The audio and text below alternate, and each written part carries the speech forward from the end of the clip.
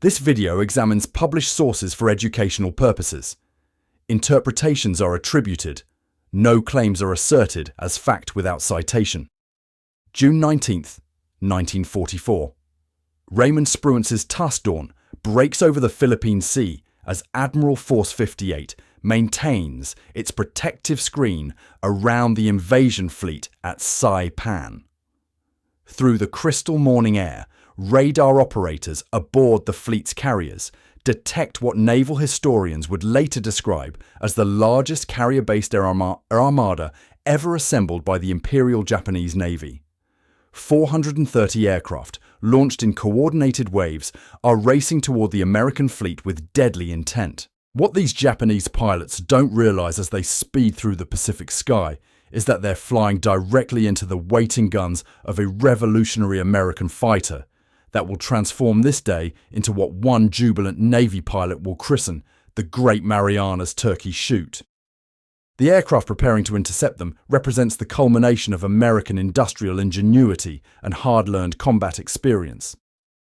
According to military aviation historian Barrett Tillman, the Grumman F6F Hellcat was about to prove that the age of Japanese air superiority was definitively over. Before we uncover today's secret from World War II, if you enjoy exploring the hidden stories and overlooked battles of history, please take a moment to like this video and subscribe for more untold wartime histories. And let me know in the comments where you're watching from. I'm always amazed that these memories of the past connect us across so many corners of the world. The story of how American aviation engineers created the weapon that would end Japan's dominance of Pacific skies begins not with a single moment of inspiration, but with a systematic analysis of failure. By early 1942, according to Naval Institute records, experienced F4F Wildcat pilots returning from combat encounters with the legendary Mitsubishi A6M0 carried troubling reports.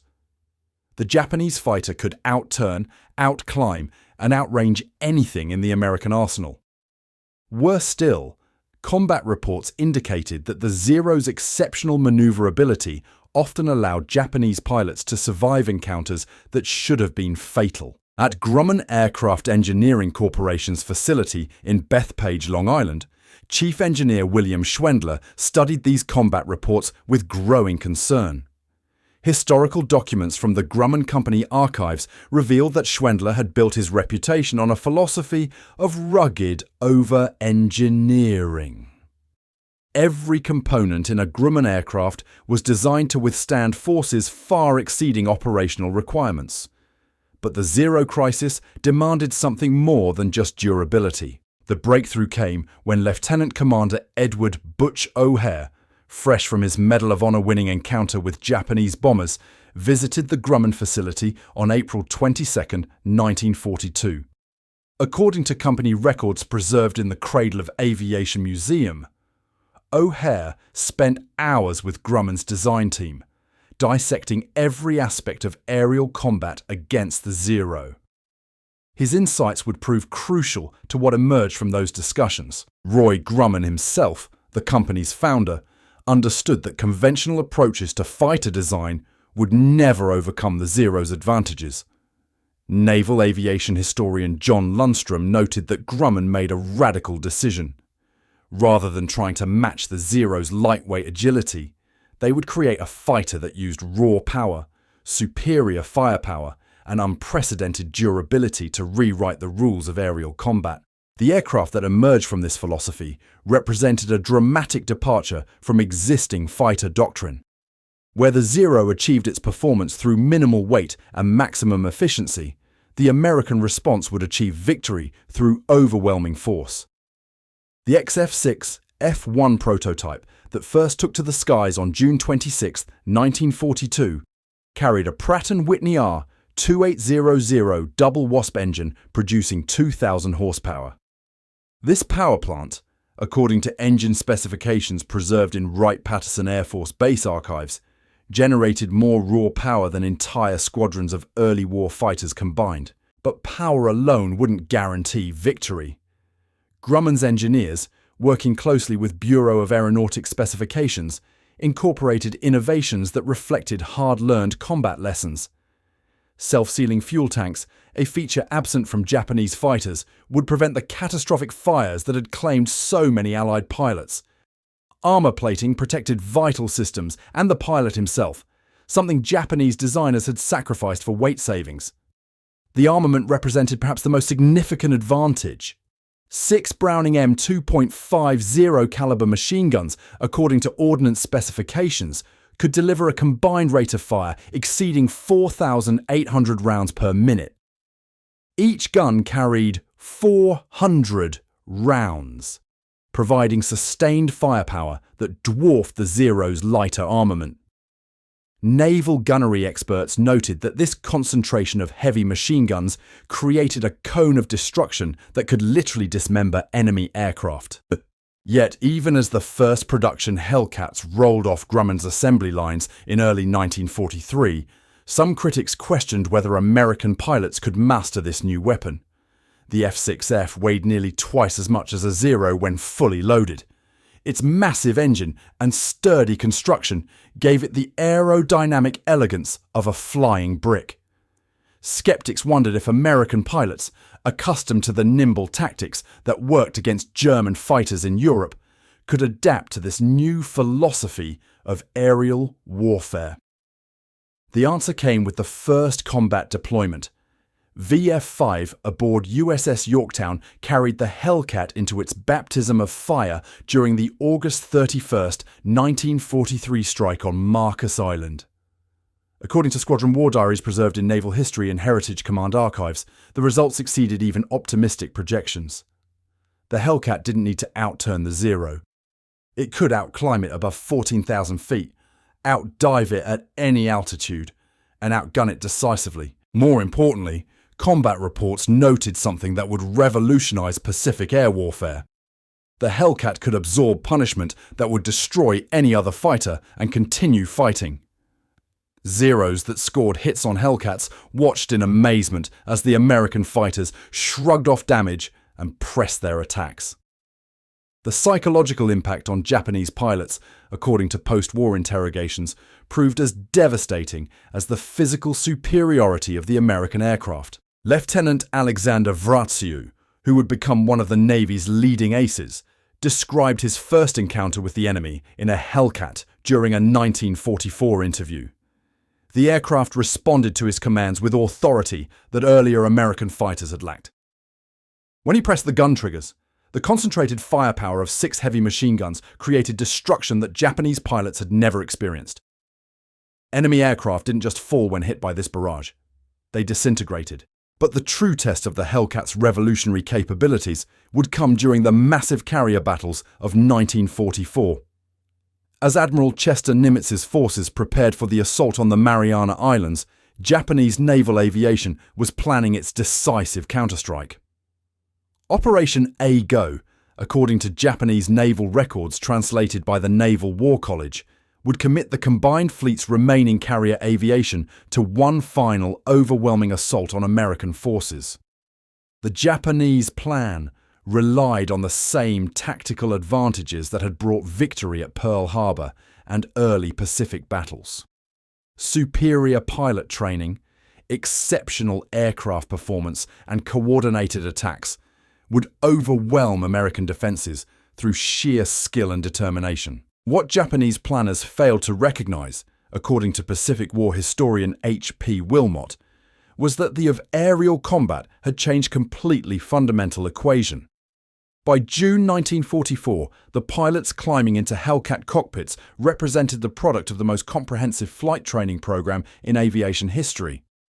American pilot candidates received over 500 hours of flight instruction, according to training records from Naval Air Station Pensacola. They practiced gunnery until accuracy became instinctive. They studied captured enemy aircraft until they understood every limitation and vulnerability. Most importantly, they learned to fight as a team, using radio coordination and mutual support that Japanese individualistic tactics couldn't counter. The stage was set for the largest carrier battle in naval history, a confrontation that would determine whether Japanese naval aviation could continue as an effective force or whether American industrial might and tactical innovation had fundamentally altered the balance of power in the Pacific. The Hellcats warming up on American flight decks represented more than just superior technology.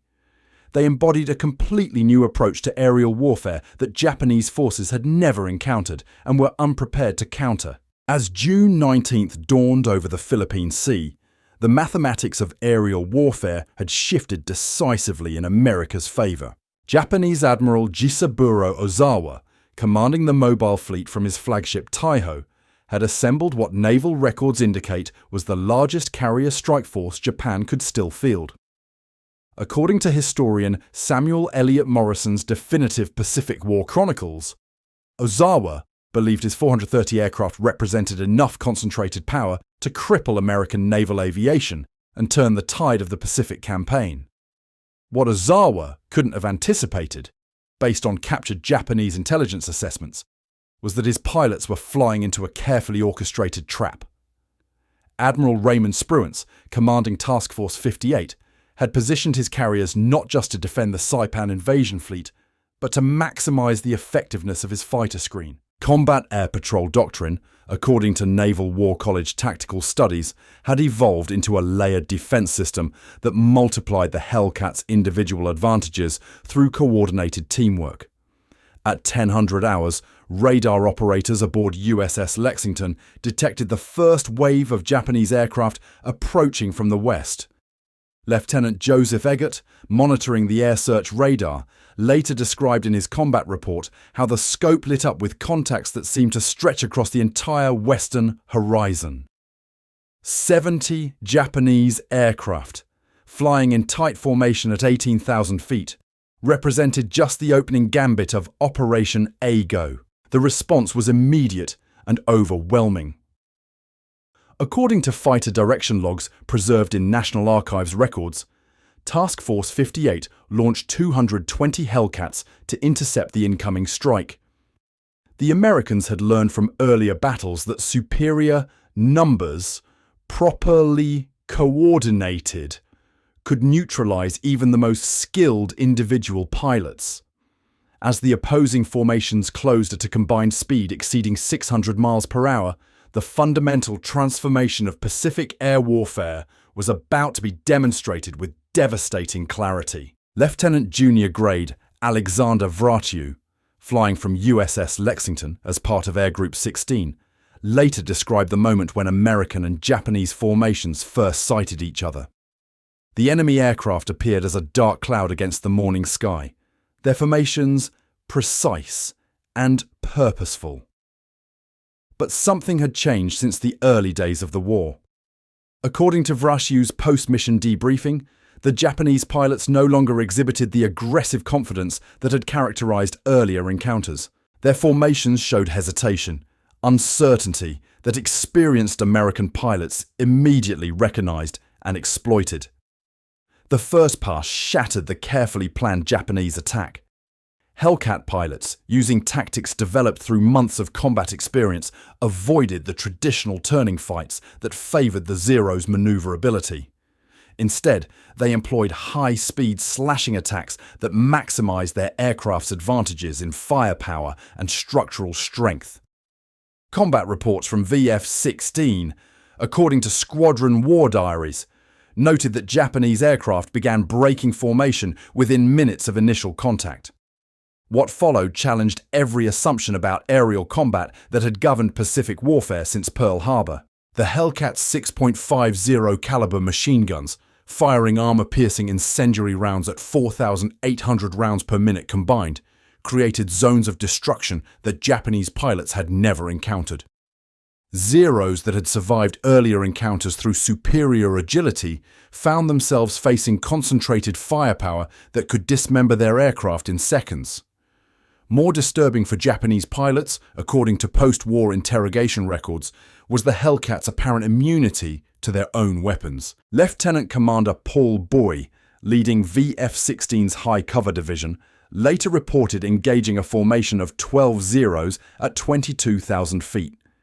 His combat narrative, preserved in Naval Historical Center archives, described how Japanese pilots attempted traditional tactics that had proven successful against earlier American fighters.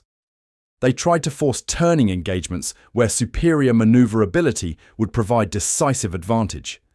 But the Hellcat pilots refused to be drawn into these contests, instead using their superior speed and climb rate to maintain tactical initiative.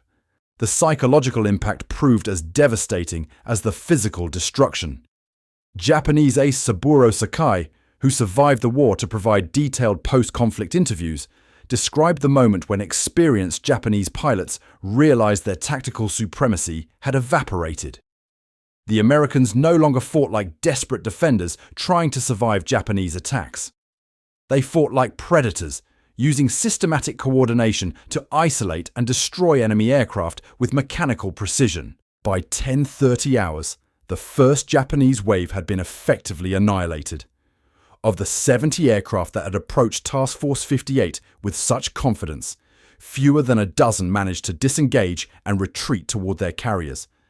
The Hellcats had achieved this destruction while losing only 4 of their own number, according to Task Force 58 action reports compiled by Admiral Mark Mitch's staff. But this was merely the opening movement of a symphony of destruction that would continue throughout the day. Japanese commanders, receiving fragmentary reports from surviving pilots, initially dismissed the reports as exaggerated accounts from demoralized aircrew. The scale of American aerial superiority seemed impossible to accept. According to Japanese naval records translated by the Strategic Bombing Survey, Admiral Ozawa ordered the second wave to proceed as planned, believing that concentrated attacks would eventually overwhelm American defenses. The second wave, consisting of 128 aircraft launched from carriers Junyo, Hiyo, and Ryuho, approached the American fleet at 1100 hours with grim determination. These pilots, according to captured flight logs, had been briefed to expect heavy resistance but to press their attacks regardless of losses. What they encountered instead was a systematic demonstration of how industrial superiority, combined with superior training and tactics, could achieve decisive results in aerial warfare. Commander David McCampbell, flying from USS Essex as Air Group 15's commander, later described intercepting this second wave as resembling a carefully orchestrated training exercise rather than desperate combat. The Japanese formations, while maintaining tactical discipline, showed clear signs of the training deficiencies that had plagued Imperial Navy aviation since 1943. Young pilots, according to McCampbell's combat assessment, exhibited hesitation and poor situational awareness that experienced American pilots exploited ruthlessly. The mathematical precision of American fighter direction became apparent as the second engagement unfolded. Controllers aboard the task force's carriers, using fighter direction procedures perfected through months of combat, vectored Hellcat divisions to optimal intercept positions.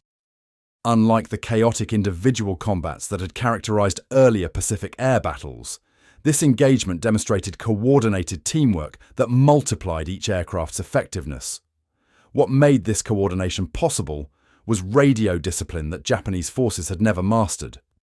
American pilots maintained constant communication with their controllers and wingmen, sharing tactical information that created a comprehensive picture of the battle. Japanese pilots, according to captured radio transcripts analyzed by naval intelligence, operated with minimal coordination and often lost contact with their formations during combat maneuvers. The technological advantages that Grumman had built into the Hellcat now revealed their full potential. Self-sealing fuel tanks prevented the catastrophic fires that had claimed so many Allied pilots in earlier battles. Armor protection allowed Hellcat pilots to press attacks that would have been suicidal in lighter aircraft. Most importantly, the concentrated firepower of 6 heavy machine guns created killing zones that Japanese pilots couldn't survive or ignore. Lieutenant Roy Rushing, flying as McCampbell's wingman during one of the day's most intense engagements, later described how the Hellcat's rugged construction allowed tactical options that had been impossible in earlier American fighters. When Japanese pilots attempted to force close-range turning fights, Hellcat pilots could absorb hits while delivering devastating return fire. The psychological effect on enemy pilots, according to Rushing's post-mission debriefing, was immediate and demoralizing. By noon, Task Force 58 had repelled 3 major Japanese strikes while suffering minimal losses. The statistics emerging from these engagements reveal the complete transformation of Pacific air warfare. American fighters were achieving kill ratios that exceeded even optimistic pre-war projections. More significantly, captured Japanese radio intercepts indicated growing panic among enemy aircrew who could not understand how their tactical advantages had disappeared so completely. But the most devastating blow to Japanese naval aviation was yet to come. As Admiral Ozawa prepared his third wave of attackers, American intelligence officers aboard Task Force 58 were analyzing something that would have seemed impossible just 18 months earlier. According to signals intelligence reports declassified in 1975, Japanese radio communications revealed confusion and demoralization among enemy pilots that exceeded anything previously recorded in Pacific combat. The third Japanese strike, launched at 1300 hours with 47 aircraft from carriers Zuikaku and Chiyoda, represented Admiral Ozawa's most experienced remaining pilots. These men, according to Imperial Navy personnel records captured after the war, included veterans of Pearl Harbor, the Indian Ocean raids, and the Coral Sea. They flew toward Task Force 58, knowing that their comrades in the previous waves had largely failed to return. What they didn't understand was that they were witnessing the final destruction of Japanese naval aviation as an effective fighting force. Lieutenant Commander David McCampbell, already establishing himself as one of the war's premier fighter pilots, led a division of 8 Hellcats to intercept this final morning. His post-strike mission report, preserved in Air Group 15's war diary, described encountering Japanese pilots whose tactical discipline remained intact, but whose aircraft and training could no longer compete with American advantages. The engagement that followed would demonstrate how completely the balance of Pacific air power had shifted. McCampbell's tactical approach reflected the new American philosophy of aerial warfare. Rather than engaging in individual dogfights that might favor Japanese maneuverability, his division coordinated their attacks to create overlapping fields of fire. According to Fighter Tactics, manuals developed by Pacific Fleet Training Commands, this approach maximized the Hellcat's firepower advantages, while minimizing exposure to the Zero's remaining strengths.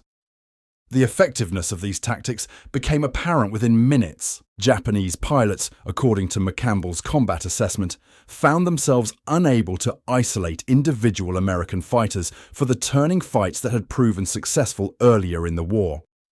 Every time a Zero maneuvered to engage one Hellcat, another American fighter would position for a high-speed firing pass that the Japanese pilot couldn't counter. The systematic nature of American teamwork had transformed aerial combat from individual dueling into coordinated destruction. What struck McCampbell most forcefully, he noted in his after-action interview, was the visible deterioration in Japanese pilot quality. These men were clearly brave and determined, but their training showed critical deficiencies that American instructors had long since corrected. Formation flying lacked the precision that characterized American squadrons. Gunnery appeared hasty and poorly aimed. Most significantly, Japanese pilots isolate. Radio discipline had collapsed, leaving them unable to coordinate their attacks effectively. The structural advantages built into the Hellcat now revealed their full devastating potential. When Japanese pilots achieved hits on American aircraft, the self-sealing fuel tanks and armor protection allowed Hellcat pilots to continue fighting while their attackers had expended their ammunition. Zero pilots, according to captured combat reports analyzed by naval intelligence, expressed amazement at American aircraft that absorbed what should have been fatal damage and returned fire with undiminished ferocity. By 1400 hours, the third Japanese wave had been decimated with losses exceeding 80%. Task Force 58 combat reports, compiled by Admiral Mitchell's staff, recorded the destruction of 346 Japanese carrier aircraft during June 19 alone, while American losses totaled fewer than 30 aircraft. These statistics represented more than tactical victory. They documented the complete collapse of Japanese naval aviation's ability to conduct effective carrier operations. The psychological impact on surviving Japanese pilots, according to post-war interrogation transcripts, proved as devastating as the physical destruction. Veterans who had dominated Pacific skies for 2.5 years suddenly found themselves helpless against American fighters that seemed immune to conventional tactics. The confidence that had characterized Japanese aviation since Pearl Harbor evaporated in a single day of combat. Lieutenant Junior Grade Alexander Vrasiu's performance during the afternoon strikes exemplified how individual American pilots had evolved beyond their Japanese counterparts. According to his combat report filed aboard USS Lexington, Vrasiu engaged a formation of 6 Yokosuka D-4Y Judy dive bombers, with systematic precision that would have been impossible without the Hellcat's stable gun platform and devastating firepower. In 8 minutes of combat, using only 360 rounds of ammunition, he destroyed all 6 enemy aircraft. The mathematical precision of Vrasiu's gunnery reflected training standards that Japanese aviation could no longer match. American pilots, according to Naval Air Training Command records, practiced against moving targets until accuracy became instinctive. They studied ballistics tables and convergence patterns until their shooting approached scientific precision. Japanese pilots, hampered by fuel shortages and inadequate training time, could not achieve this level of marksmanship consistency. More significantly, Vrasiu's ammunition conservation demonstrated tactical sophistication that Japanese training programs had failed to develop. Rather than spraying bullets wildly during combat maneuvers, he waited for optimal firing positions where his 6.50 caliber machine guns could achieve maximum effect. Each burst was calculated to ensure destruction while preserving ammunition for subsequent engagements. This discipline, multiplied across hundreds of American pilots, created combat effectiveness that Japanese forces couldn't counter. The afternoon's final engagement occurred when Admiral Ozawa launched his 4th and final strike with 82 aircraft at 15:30 hours. These pilots, according to Japanese flight logs recovered after the war, represented the last trained naval aviators that Imperial Navy carriers could deploy. They flew toward Task Force 58, knowing that their success or failure would determine whether Japanese naval aviation could continue as an effective force. Commander William Dean, leading VF-2 from USS Hornet, intercepted this final strike with 36 Hellcats flying in coordinated divisions.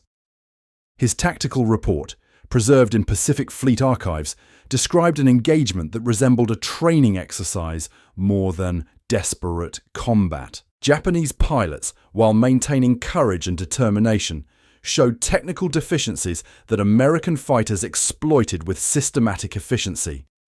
The coordinated nature of American fighter direction reached its peak during this final engagement. Controllers aboard Task Force 58's carriers, using radar and radio communications, guided Hellcat divisions to optimal intercept positions while maintaining reserves for follow-up attacks. This level of tactical coordination, according to Naval War College studies, represented capabilities that Japanese forces had never developed and could not counter with their existing equipment and training. The devastating effectiveness of concentrated firepower became apparent as the engagement developed. Japanese pilots, attempting to press attacks against American carriers, found themselves flying through fields of fire that no aircraft could survive. The Hellcat 6.50 caliber machine guns, coordinated with similar armament from multiple aircraft, created destruction zones that literally disintegrated enemy formations. According to Dean's combat assessment, Japanese aircraft didn't just fall when hit by this concentrated fire, they exploded. By 1800 hours, Admiral Ozawa's Operation Eigo had collapsed completely.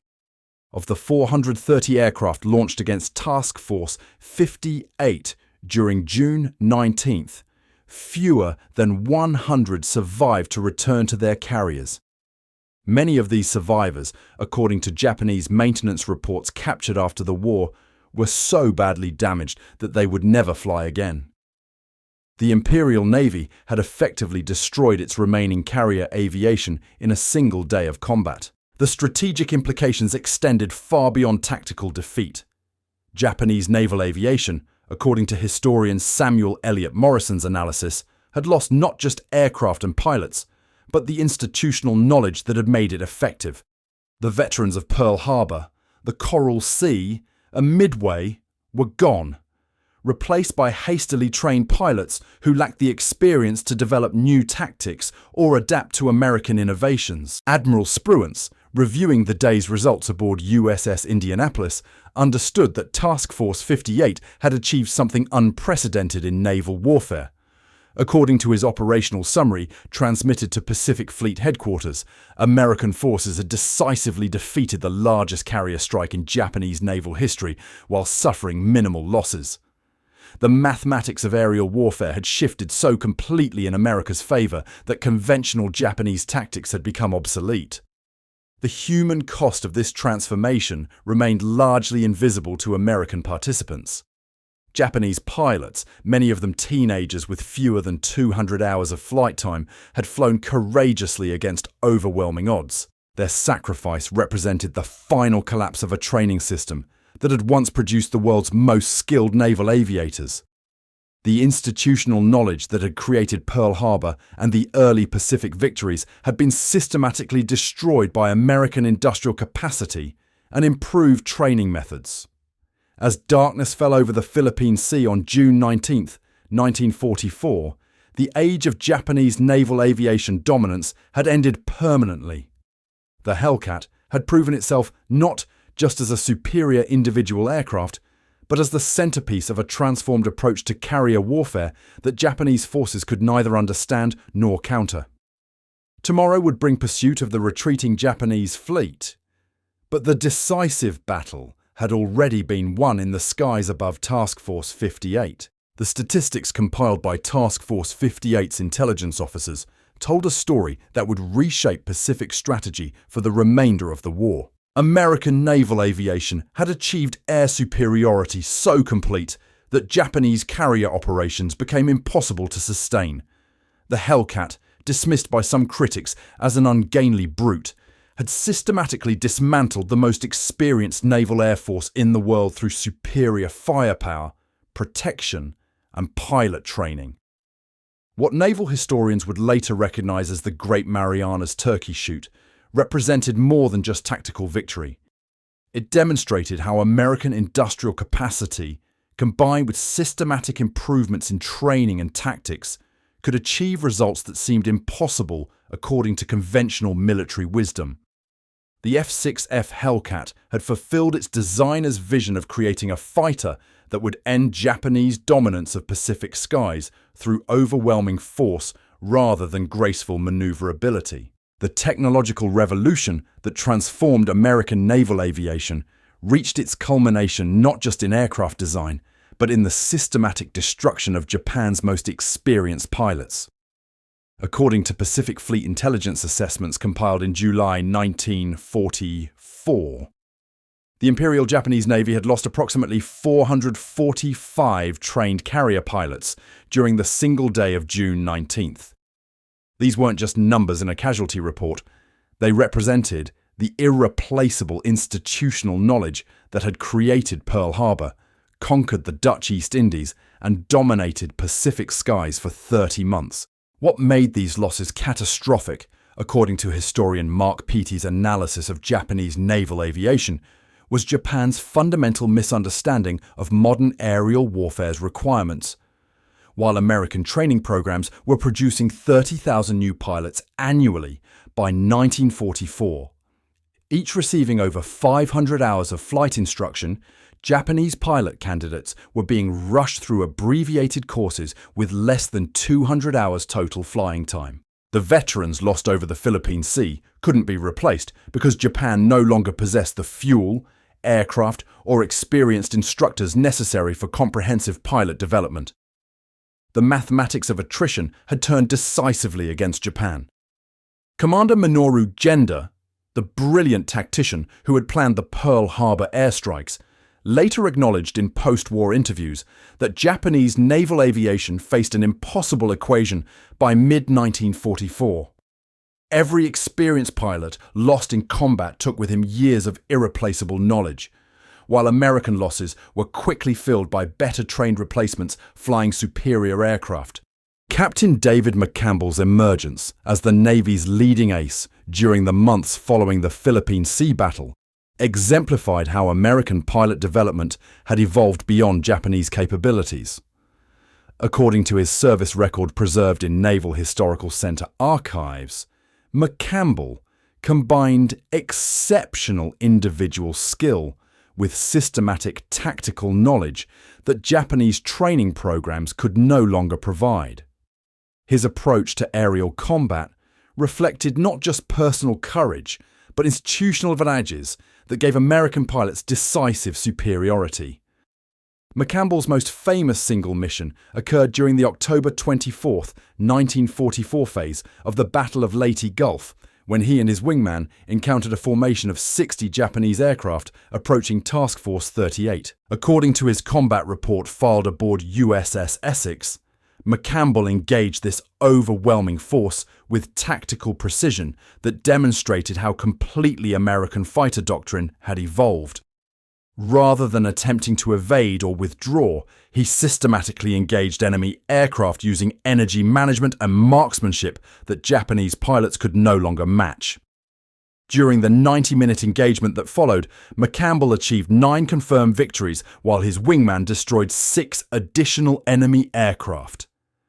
Naval ordnance experts noted that McCampbell's ammunition conservation bordered on the miraculous.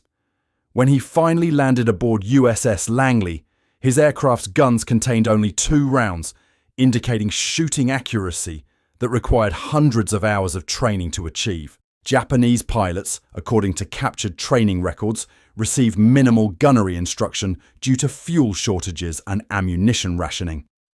The psychological impact of encounters like McCampbell's extended far beyond individual combat results.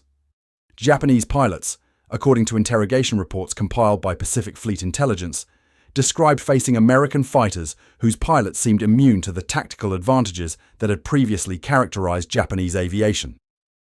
The aggressive confidence that had marked Japanese air operations since Pearl Harbor had been systematically destroyed by superior American training, equipment, and industrial support.